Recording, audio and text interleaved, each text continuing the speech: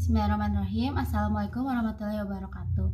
Perkenalkan, nama saya Wafia Tezarina Dini dengan NPM 101211142 dari kelas Chana Manajemen. Di sini saya akan mereview materi pertemuan 1 dan 2 dari mata kuliah Komunikasi Bisnis.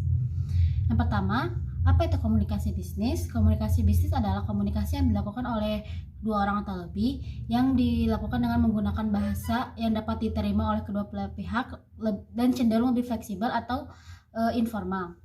Lalu yang kedua ada bentuk dasar komunikasi. Bentuk dasar komunikasi ada dua, yaitu komunikasi verbal dan komunikasi non-verbal. Komunikasi verbal itu adalah komunikasi yang lazim digunakan oleh kita. Lalu komunikasi non-verbal adalah komunikasi yang dilakukan dengan gerakan-gerakan tubuh seperti mengerutkan dahi, tersenyum, dan lainnya. Lalu ada proses komunikasi. Apa itu proses? Bagaimana proses komunikasi itu dilakukan? Yang pertama, pengirim mempunyai ide atau gagasan, lalu pengirim itu membuat ide itu menjadi satu pesan dan menyampaikan pesan itu kepada penerima. Lalu penerima menerima pesan dan menafsirkan pesan itu, dan terakhir penerima mengirim umpan balik terhadap apa yang disampaikan oleh pengirim. Bagaimana cara memperbaiki komunikasi?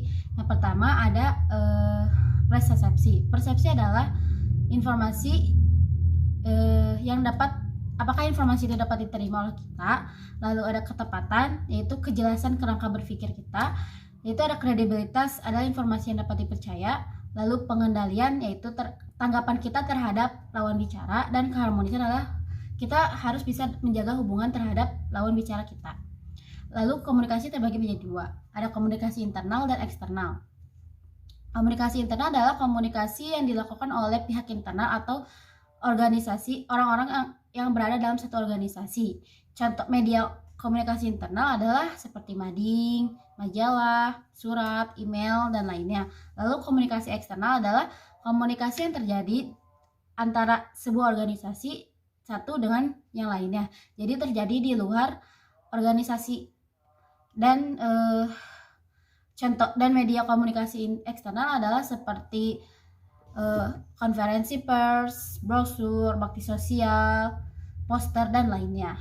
Itulah review materi dari pertemuan 1 dan 2. Sekian dari saya, mohon maaf bila ada kesalahan. Wassalamualaikum warahmatullahi wabarakatuh.